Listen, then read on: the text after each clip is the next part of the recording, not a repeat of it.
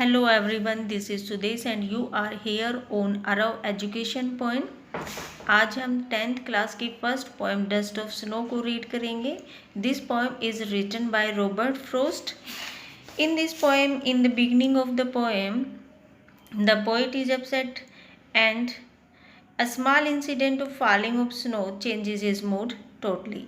कि शुरुआत में जो पोएट है काफ़ी उदास होते हैं और एक छोटी सी घटना स्नो फॉलिंग की होती है और उससे उसका मूड बदल जाता है. And in the end of the poem the poet feels happy, relaxed and thankful to the nature for saving his day from being wasted. और आखिर में पोएम के आखिर में पोएट जो है अच्छा फील कर रहे हैं, हैप्पी हैं और रिलैक्स्ड हैं और धन्यवाद देते हैं नेचर को कि उन्होंने उनका दिन जो है खराब होने से बचा लिया है. So let's read the poem. The way a crow shook down on me the dust of snow from a hemlock tree. जिस तरीके से कौवे ने shook down on me हिलाकर मुझ पर गिराई the dust of snow बर्फ के कुछ कण from a hemlock tree एक हेमलॉक के पेड़ से. Has given my heart a change of mood and saved some part of a day I had ruined. Has given my heart, उससे क्या होता है, मेरे हृदय में कुछ परिवर्तन आता है और उसी परिवर्तन से क्या होता है, चेंज ऑफ मूड, मेरा मूड बदल जाता है. एंड सेव्ड और बचा लिया है some part of a day, दिन का कुछ हिस्सा आई हैड रूइंड, जिसे मैं खराब कर चुका था, जिसका मुझे पश्चाताप है. So in first 4 line the way a crow shook down on me the dust of snow from a hemlock tree. हम देख रहे हैं कि पोएट ने क्रो, स्नो और हेमलॉक ट्री के माध्यम से क्रिएट सिचुएशन कि एक ऐसी सिचुएशन है, विंटर सीजन है और पोएट वहाँ पर बैठा है, हेमलॉक ट्री के नीचे बैठा है और उसी ट्री पर एक कौवा भी बैठा है. पोएट काफ़ी उदास होता है और वो कौवा जो है थोड़ी सी देर बाद कुछ हिलता है और उसके हिलने से उस पेड़ के ऊपर जो बर्फ़ गिरी हुई थी वो नीचे गिरनी शुरू हो जाती है. तो नीचे जो पोएट बैठे हैं वो उसको फील होता है और उस बर्फ़ की जो सॉफ्ट टच होती है उसी वजह से जो है पोएट को अच्छी फीलिंग आनी शुरू होती है और उससे उसका मूड बदल जाता है सैड टू हैप्पी में. अब जो है poet wants to show here that in this way a simple incident change my mood. So even a small incident may have larger significance in one's life. और इस तरीके से एक छोटी सी घटना भी मनुष्य के जीवन में बहुत महत्वपूर्ण स्थान रखती है. This poem is a symbolic poem. Here poet use some symbols to express his feeling in better way. First one is a crow. A crow is commonly a symbol of death and fear.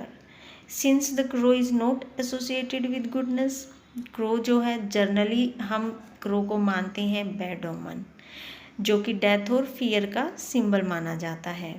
But here it is ironic.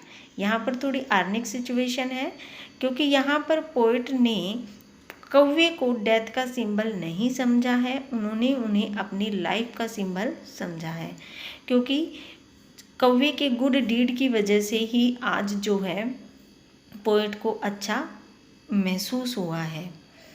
Second जो है hemlock tree है. Hemlock tree भी एक poisonous tree होता है जिसके छोटे छोटे वाइट फूल का पौधा होता है जिसे और जहरीला होता है और इससे गंदी स्मेल भी आती है. तो जनरली हम कभी भी धतूरे के पेड़ के पास नहीं बैठते हैं, लेकिन पोएट वहाँ पर बैठ गए हैं क्योंकि वो वैसे ही मतलब थोड़ा सा अच्छे मूड में नहीं थे तो वहाँ जाकर बैठ गए.